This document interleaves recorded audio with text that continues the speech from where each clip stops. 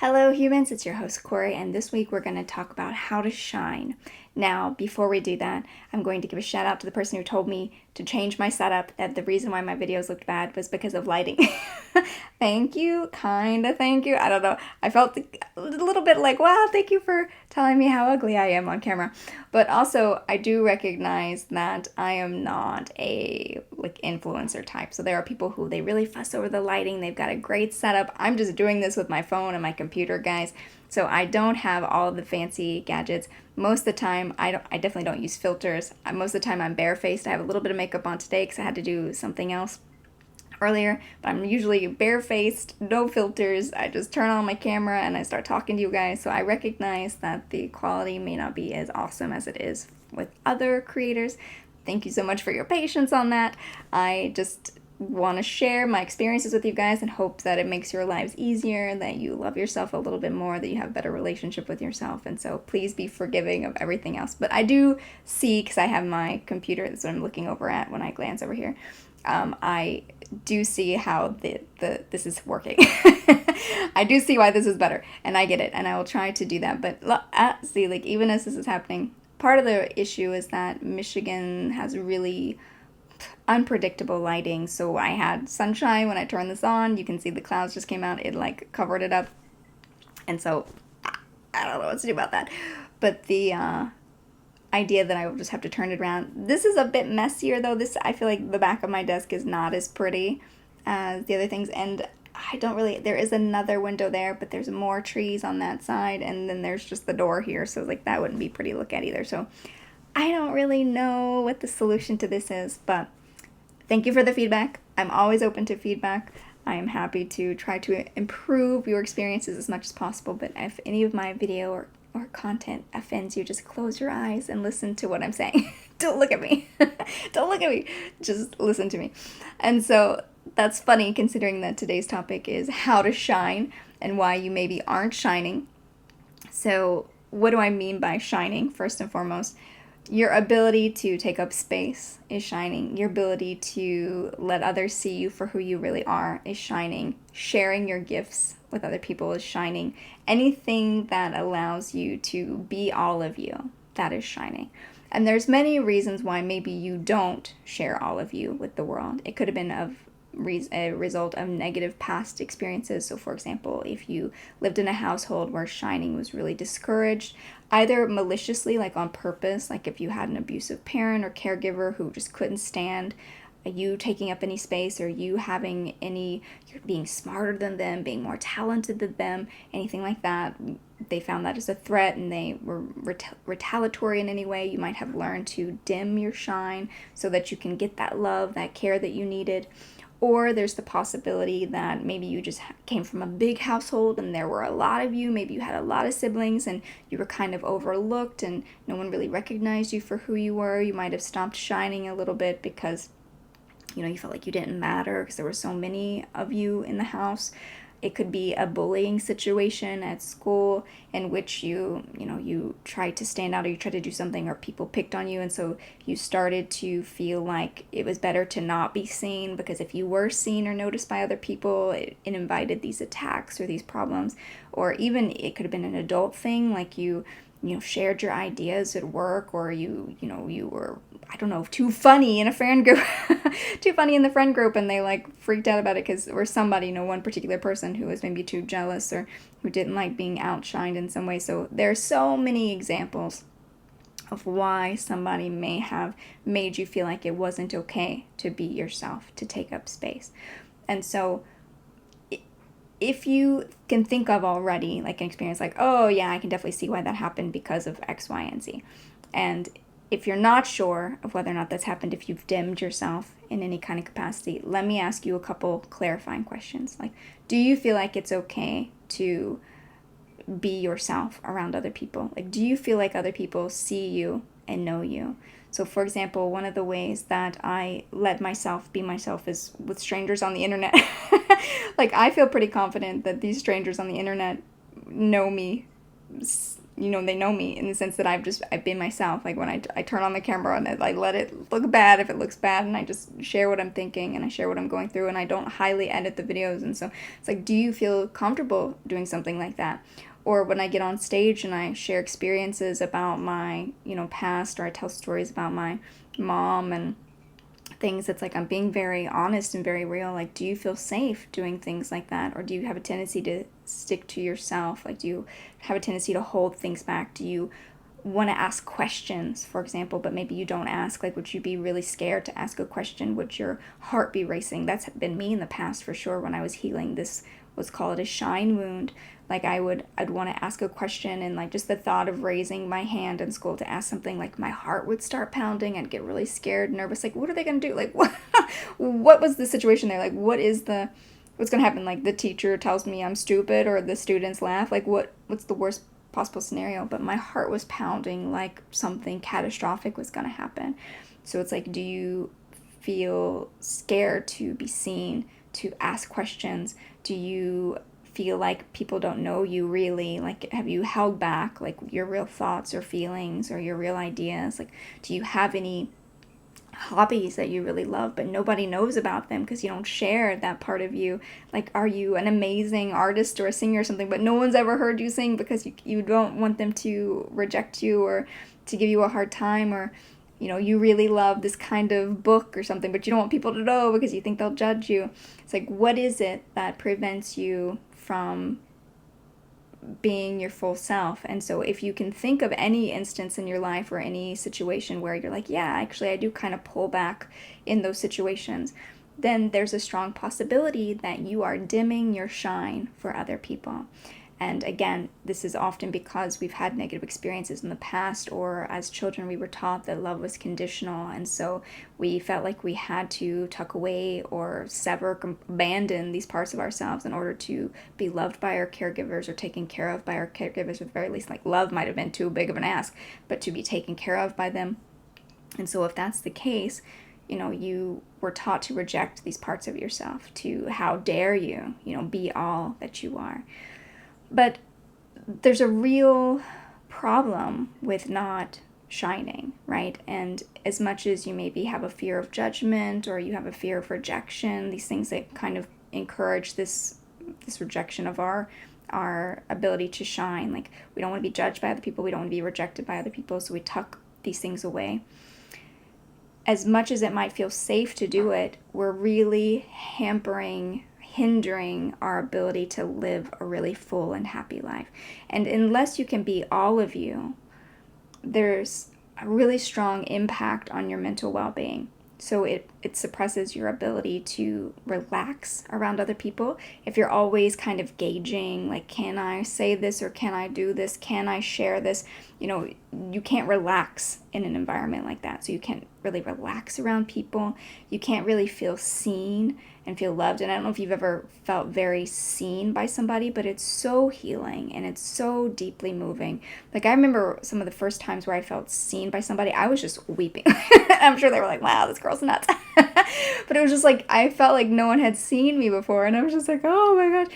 And so it can be deeply healing, deeply cleansing to feel like someone actually knows you, they actually see you for who you are, and they like what they see. Like, oh my gosh. Like, it gives me like the feels right now just to be like, oh man, like just to experience that. Like, can you say, like, I have been seen and I have been loved for who I am and I have been appreciated for all of me? And it's like, if you don't feel like you can do that now, you're really hindering this experience of life, this experience of connection. So if we go back to the 4 pillars of a well cared for human, your relationship with your body, your relationship with your mind and emotions, your relationship with spirit, and your relationship with connection, being seen is definitely in the spirit and connection pillars. So the shining, whether or not you shine, is connection and spirit.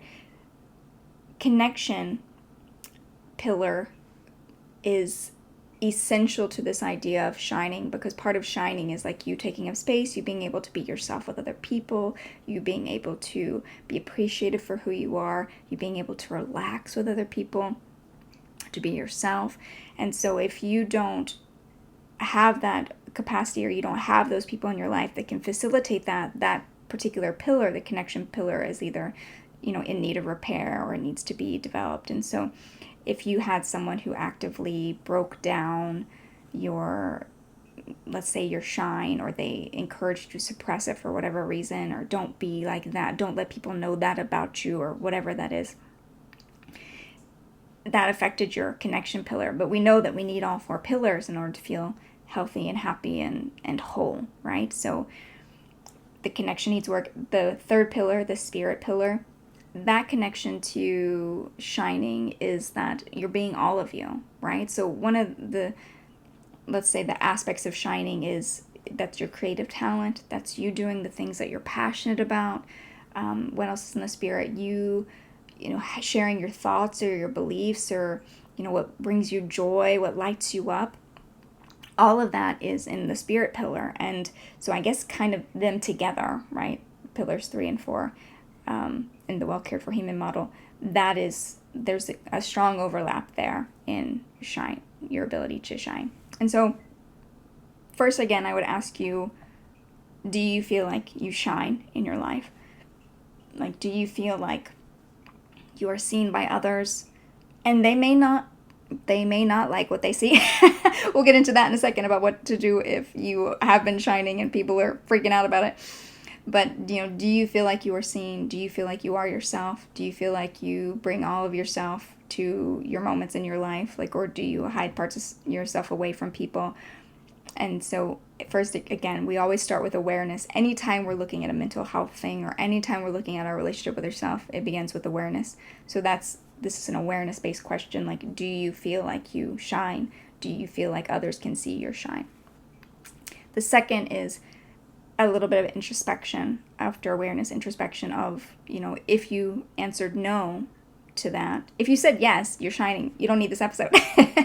Go out there and keep shining. Like, you're great. You're doing good. Well, the part I'm going to say in a minute about if people make you feel bad about your shine, maybe you want that. But generally, go be you. Keep shining. Send me an email also telling me what you do to help expand your shine, because I'm always looking for more tips on this, because this is a newer thing for me. It's something I'm very recently beginning to incorporate more into my own life and well-being. I very recently began to reclaim my shine, let's say that. And so if you've got tips, maybe I should be watching your episode or something. But this idea that introspection of, if you answered no to that question rather than yes, I am shining. You said, no, I don't feel like I'm shining. Why? Who made you feel like it wasn't okay to shine? Where did you not feel safe shining? If you're not shining now, is it because you're still unsafe? Because you're still surrounded by those people? And if you are, do you need to get rid of them? Do you need to form new relationships? Do you need to strike out on your own? Do you need to find people who will love and support you for who you are, who will see the amazing qualities about you, who will give you the space to be all that you are? And, what needs to happen to make more room for that aspect of your relationship with yourself, so you'll be healthy, happy, and well. So you introspect about kind of the factors or the qualities that are preventing you from shining, and are there any adjustments that need to be made to your life or to your environment to make room for your ability to shine? And then it becomes about cultivating that shine actively. That's the third part. So cultivating that shine actively is kind of connected to this idea of courage, bravery, curiosity. So for me, when I was first trying to recover my ability to be seen, to let other people see me, to see my talents, to see my strengths, I had to really work on that inner voice, that inner critic. So now we're getting into the second pillar, actually. So now we've got 3 pillars involved of the 4. So the inner work, because I still had a very strong inner critic that was like, you can't do that, you can't say that, you can't be like that around people, don't let them know that about you, they're going to judge you. So a real strong fear of judgment that really ruled my life for a long time. And so then you start kind of working with that internal critic. And so kind of like what I talked about last time, where we have maybe internal patterns or addictive patterns, and they become habitual, right? Kind of negative coping strategies. So if you have a inner critic, a habitual inner critic, now would be the time to start addressing them and start talking back against it. Start making that voice smaller and smaller so that you can shine more and more. So being very patient with yourself in this process, because you're not just going to immediately being like, oh, it's safe to be me now, great. And you're just going to go out and just do whatever you want to do and shine, and everybody's going to see you and you're just going to be amazing. I hope that that's how it works for you. It wasn't how it worked for me. For me, which is that I was like, I'm here. I'm shining, I think. And so it was like very timid at first, a little bit more and a little bit more. And so can you keep like inching out from behind the curtain more and more until, you're really out there and people really see you. And so it becomes a practice, and it has to become a habit. You have to develop the habit of bringing all of you, the good, the bad, to a situation, to where you are fully who you are. Like, you're letting people see your joy. You're letting people see all of you. You are who you are in full view of everyone that might be watching you. And so that takes time. That takes practice. It takes a lot of courage, because we don't know if someone's going to be unkind about it or if someone's going to give you a hard time about it. And if they do, like, what do we do about that? So first of all, don't let that be an excuse to go running back to get out of there. You deserve to take up space. You deserve to be all that you are. You don't need to explain yourself to anybody. You don't need to make excuses for why you are the way you are or who you are. You deserve to be all of you all of the time. And so if that's not true, practice until it is. And when you start practicing, just expect that some people will become very uncomfortable with that. And so there's a couple reasons why that might happen. One is because they themselves have been dimming their shine for so long, and so when they see someone else embody that makes them feel bad, right? So they're like, we're not allowed to do that. Kind of imagine like if there were two children and both children were being abused or being mistreated, and one realized it was a problem, they started to get away with it, and like get away from it, like get out of the situation, or they were starting to be like, no, this isn't okay, they shouldn't treat us like that, etc. But the other kid is like, no, we have to do that, like, you can't be like that, you can't say that, this is going to happen.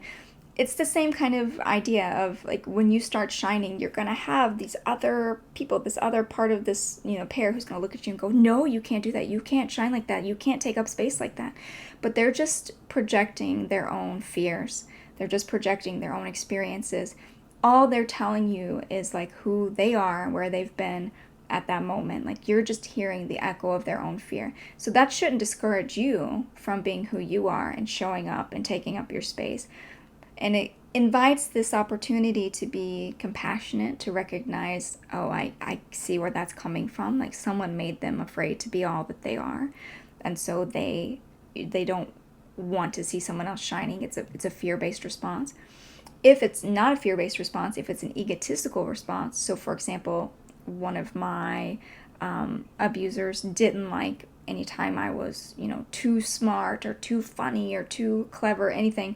And so when that would happen, he would try to shut me down. And so it could just also be that they themselves are very insecure as a person, or they themselves are very jealous as a person. I mean, these are all kind of the same problem. It's like it denotes some underdeveloped aspect of their own personality, right? They haven't developed that relationship with themselves yet. And so they don't have the room and space to revel in someone else's joy. Like, when I see other people shine, I get so inspired. I have cried. That's a little embarrassing to admit, but I mean, like, I have seen other people and I'm just like, that is so beautiful. I am so inspired. And so that means that I'm not, right, intimidated by somebody else. I'm not, well, that's not true. I can be intimidated by someone and be like, oh my God, they're so cool. What am I going to do? So intimidation is not the right word, but I'm usually so impressed, right? Or I'm so inspired to be like them. And so it's not a threat. It doesn't trigger a threat response. It invites me to step up rather than step down, let's say. And so if you are encountering someone who their reaction is trying to push you down because they can't handle the shine, it doesn't mean that you shouldn't be shining. It doesn't mean that you don't deserve to shine. It just means that you're getting some feedback about where they are, right? And their capacity. They can't handle that right now. And the reason why they can't handle it is not your responsibility. You don't need to do that work. That's something that they're going to need to work through. they need to work on their ability to sit in the presence of other people's greatness, that it doesn't mean that they aren't also great.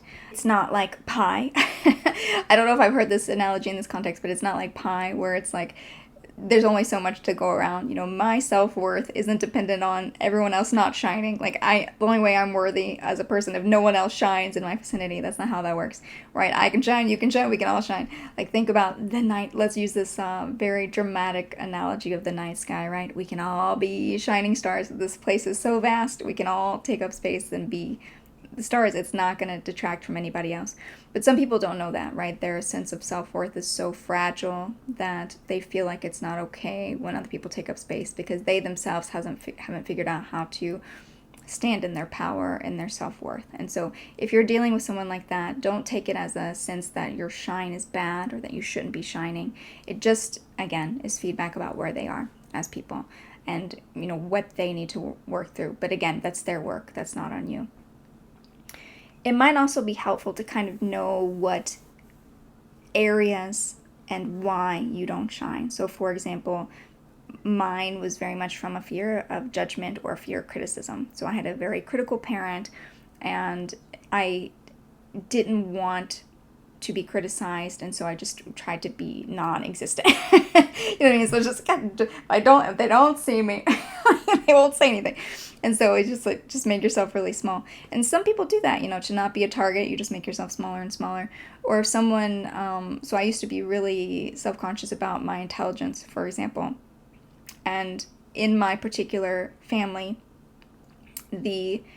I was the most educated in my family. So my mom dropped out of 8th grade. My dad dropped out of high school. He later went and got a GED.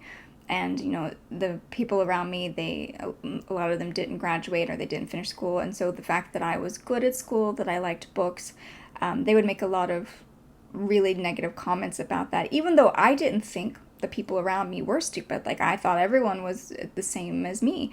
You know, we came from the same family. Like, I thought we were all the same. But they would make comments about, like, oh, you think you're so smart, or, oh, this, you know, brainiac here. Or, like, they made it seem like a bad thing.